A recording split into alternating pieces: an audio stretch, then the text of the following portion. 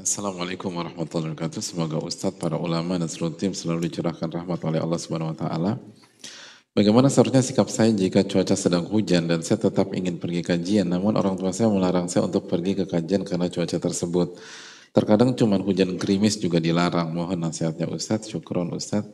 Assalamualaikum warahmatullahi wabarakatuh. Terima kasih atas pertanyaannya. Gimana nih hadirin? Berangkat? Hah? Berangkat atau di rumah? Gimana? Berangkat atau pilih Allah atau orang tua? Serem. Pilih Allah atau orang tua? Pilih Allah lah.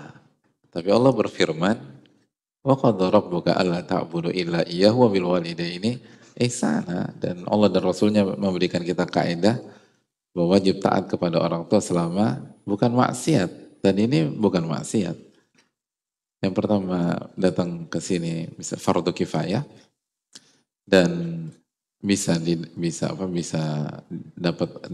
bisa alternatif dengan online misalnya. Jika memang nggak memungkinkan dan itu fungsinya online.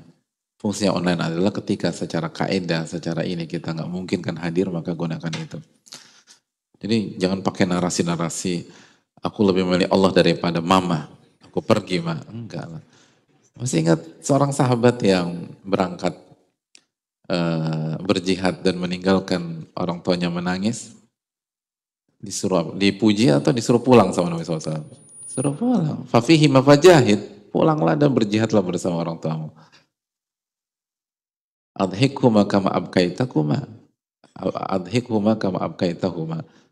Buat orang tuamu tertawa sebagaimana engkau buat orang tuamu tadi menangis. Dan itu sekali lagi objektivitasnya ilmu. Itu enak gitu. Makanya kata kata ulama dan ini nasihat dari guru-guru kami yang tentu saja kami masih lalai mengamalkannya. Kata mereka ahlu sunnah dzakaru ma lahum wa ma alaihim. Ahlu sunnah itu menyampaikan apa yang mendukung pribadi mereka dan apa yang merugikan pribadi mereka. Bisa dimengerti. Jadi artinya dalil itu kan terkadang sesuai dengan keinginan kita, terkadang tidak sesuai dengan keinginan kita. Dan sebagai bukti seseorang itu tawadu, ikhlas, ketika tidak sesuai dengan keinginan, maka apa yang kita kedepankan? Al-haq, dalil. Makanya apa, para ulama suka mengatakan bedanya ahlu sunnah dengan ahlul ahwa, pengikut hawa nafsu. Pengikut hawa nafsu itu bawa dalil sesuai dengan keinginan mereka aja. Tapi ahlu sunnah itu membawakan dalil sesuai dengan apa yang Allah inginkan. Walaupun tidak sesuai dengan harapan kita. Tapi kalau ternyata itu yang benar, ya itu yang benar. Berat memang. Dan bicara tuh gampang. Semoga Allah kasih taufik untuk bisa mengamalkannya. Amin. Alamin. Jadi udah. Dan yang kedua coba kalau aman, rayulah orang tua. Jadi poin kedua saya, kalau memang apa namanya secara objektif kita bisa berangkat atau apapun itulah. Coba buka forum diskusi sama orang tua. Belajar melobi orang tua itu penting gitu loh. Melobi untuk kebaikan. Tapi kalau udah lobby deadlock ya udah taat. Dan itu praktek para ulama. Al-Imam Ibnu Asakir itu pernah terlambat datang ke sebuah negeri yang seharusnya appointmentnya di tanggal dan bulan sekian terlambat. Dan nggak biasa-biasanya beliau reschedule seperti itu. Ketika ditanya, kenapa engkau tidak datang di schedule yang sudah ditetapkan, kata Ibnu Asakir, pada saat itu ibuku melarang saya. Ya. Kalau bahasa kita tuh anak mama banget. Ya.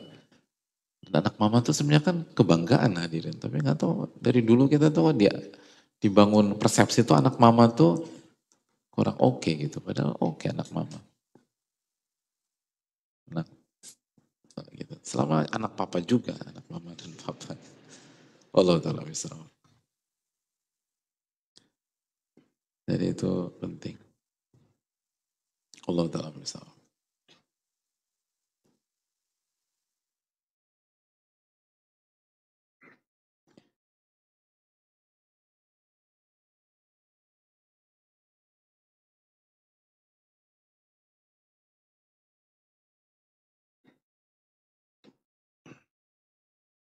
Assalamualaikum warahmatullahi wabarakatuh. Waalaikumsalam warahmatullahi wabarakatuh.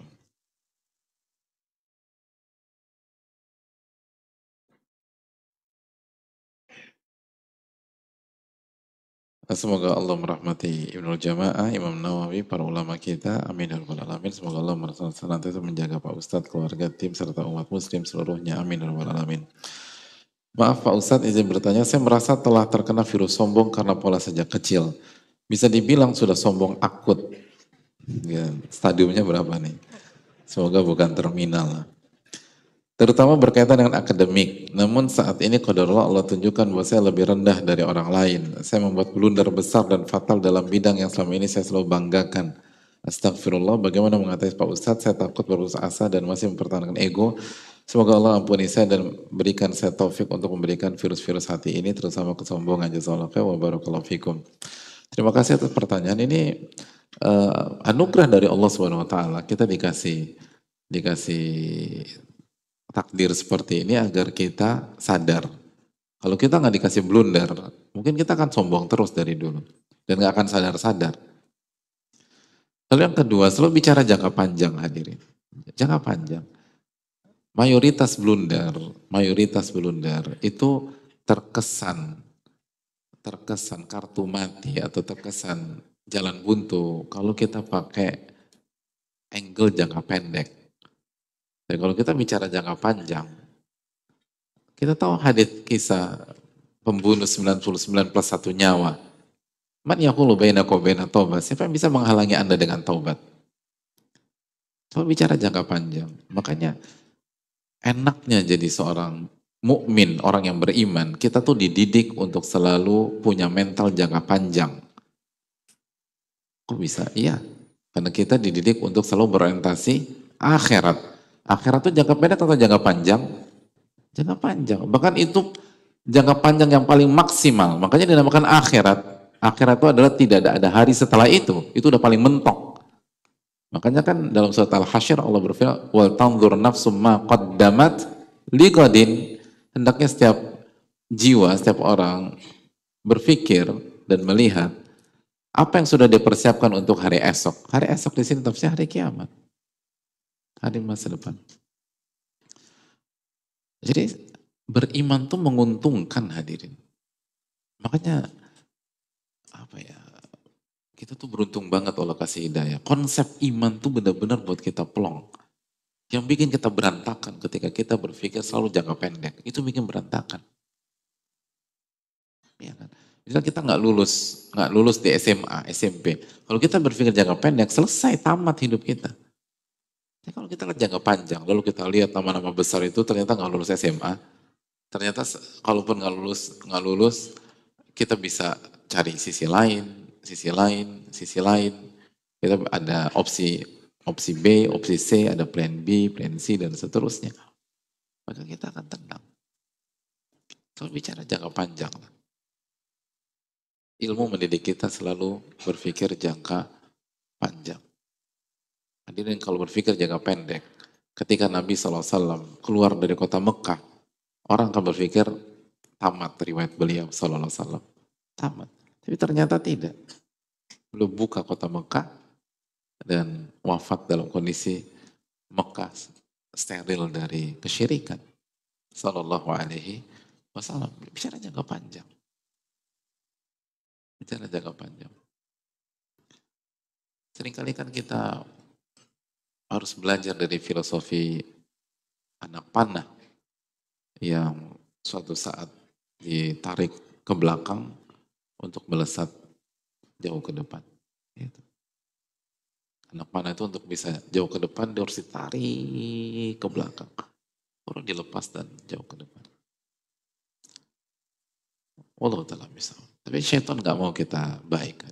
Syaitan gak mau kita berubah. Syaitan gak mau kita belajar dari kesalahan. Dan itu tadi makanya terakhir bangun narasi kerendahan. Kita ini pendosa. Ya udah, ya berdosa, istighfar, taubat, bangkit lagi aja itu poin. Kan membuat kita kayak terpuruk kan itu tadi narasi kesempurnaan yang jadi masalah. Kayaknya kita nggak boleh salah segala macam. Bagaimana manusia nggak boleh salah hadir? Kalau Bani Adam khata. Saya ingin tanya, kalau kita pakai prinsip nggak boleh salah pada saat kita belajar bahasa ibu kita dulu, bahasa Indonesia, kira-kira bisa ngomong nggak sekarang? Enggak. Diem aja terus kita. Gitu. Hmm. Kenapa? Takut salah. Gitu. Takut salah. Kalau kita pakai prinsip takut salah, kira-kira kita bisa jalan nggak? Nggak bisa. Mungkin pertama kali nyoba, jatuh. Udah, enggak.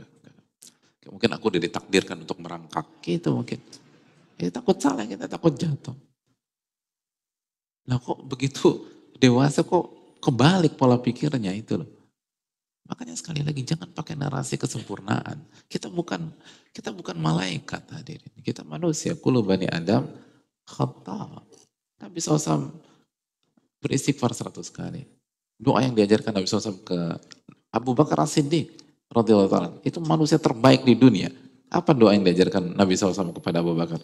Ini zalamtu nafsi zulman katsira. Aku menzalimi diriku zalim yang sangat banyak.